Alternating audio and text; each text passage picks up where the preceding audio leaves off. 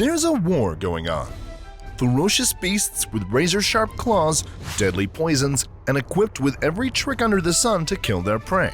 Lucky, it's a tiny war, fought by the apex predators of the insect variety. Ready to meet these tiny terrors? Let's go! An adult antlion is fairly unassuming. It looks a bit like a lazy dragonfly that just kind of flies leisurely back and forth, occasionally eating someone, and that's only if someone gets in its way. Antlion larvae is quite another matter. Oh, that's a creature from your nightmares. It seems like it might be what the creators of Star Wars were inspired by when they came up with the Sarlacc. See for yourself. An antlion lives inside a sand funnel and eats anyone who accidentally falls into it. But before it eats an accidental victim, the antlion hides in the sand and waits, only exposing its sickle-like jaws. As soon as the sand under the paws of any insect shake just a little, the hidden hunter attacks. A huge amount of sand flies into the victim, and if that seems like nothing to you, remember the dimensions. Sands are like rocks to ants. The knockdown victim collapses to the bottom. The predator's sickle jaws lock onto its body. The end. The seized prey is sucked into the sand, and the insatiable predator devours it. Small beetles and butterflies, caterpillars, ants, and other insects become victim of the antlion. Eventually, after eating enough, the larva transforms into an adult, and frankly becomes like a school bully, who then turns into a harmless loser. Nothing personal, buddy. Of course, no list of cool hunters from the insect world can do without spiders.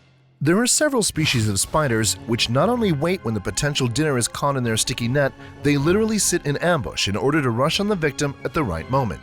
Some spiders live in pipes, while others dig deep burrows and then cover the entrances with a sort of hatch made of soil, plants, and spider webs. It blends into the background and stays closed or ajar most of the time, until an insect which is on the spider's menu is nearby. Then it jumps out at high speed, grabs its prey, and drags it back to the burrow to share it with its family. All of this in a fraction of a second. By the way, the females of such spiders spend their whole lives in burrows and can live up to 20 years. Males, as usual, aren't so lucky. They have to wander in search of females. However, not only spiders with hatches know how to cleverly hide the entrance to their dwellings. Tree ants of the cephalate species don't ambush anyone, at least it seems like it. But they have a cast of soldiers with a flattened head which allows them to close the entrances to the nest like a cork. Just think about it. Evolution has specifically created flat-headed ants to serve as doorways. Amazing. But back to the hunters. Next up, caterpillars. Most of them feed on leaves, which means they're considered herbivores, but not this one. The Hawaiian Eupathesia caterpillar eats other living things. It's probably because of the isolation of Hawaii. There were no insect predators here early on, so that niche was occupied by Eupathesia. However, in order to get its own food, it had to get clever and evolve. Its hind legs have changed, so the caterpillar can cling to the edge or median veins of leaves, twigs, and other surfaces. On the other hand, the forelegs have evolved to grab and hold its prey.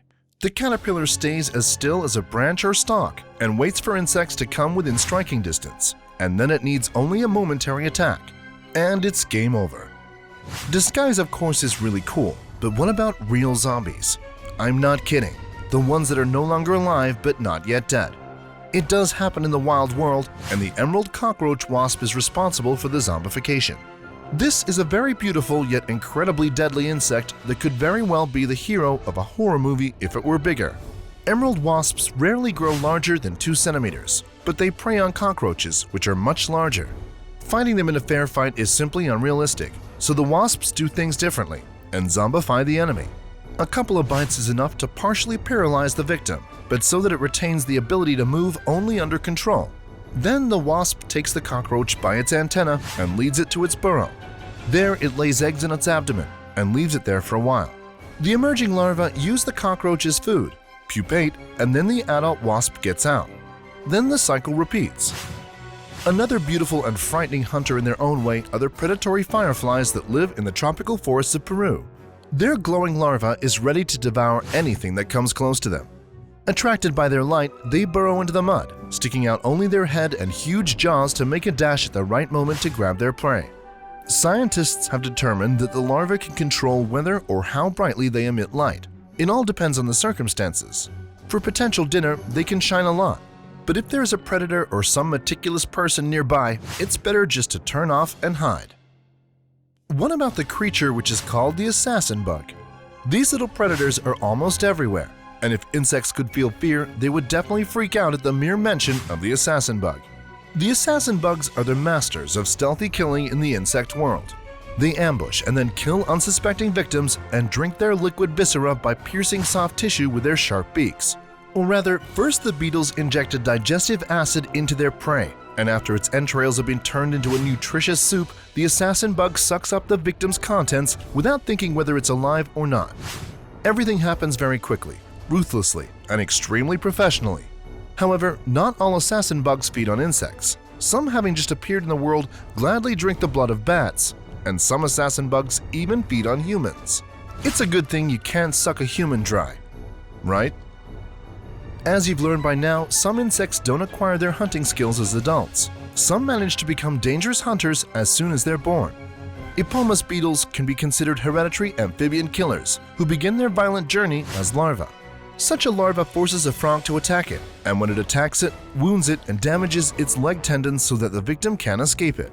Even if the amphibian manages to swallow an epomus, no good will come of it. The insect does not digest it anyway, and in the end, the amphibian will have to spit it out.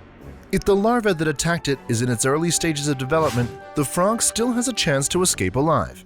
In this case, the insect behaves as an ectoparasite, feeding on its body juices and may accidentally let go of its live meal.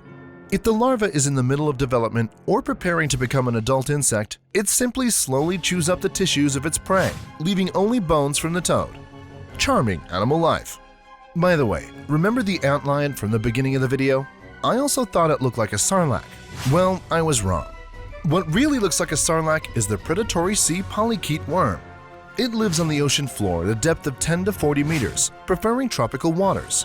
As an adult, it's 2 to 3 meters long, but only its head, which has 5 antennae-like things, sticks out on the surface. The worm uses these antennae to detect any movement nearby and tracks its potential prey.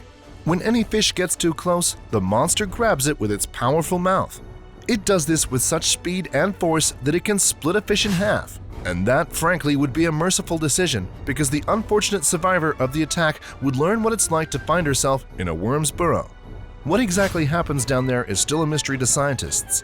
Perhaps the monster injects its victim with some kind of paralyzing toxin to swallow it alive and then digest it. But if there's one insect that's really made me feel uncomfortable, it's the giant water bug.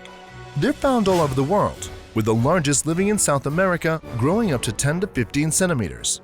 What's really frightening though, not their size, or even the fact that we're talking about water bugs, which aren't pleasant creatures at all. These insects are insidious and skilled predators hunting from ambush. Their thick, curved front legs with hooks on the ends are able to grab and hold quite a large prey. And it's not just about insects. Giant water bugs gladly hunt fish, frogs, and even snakes.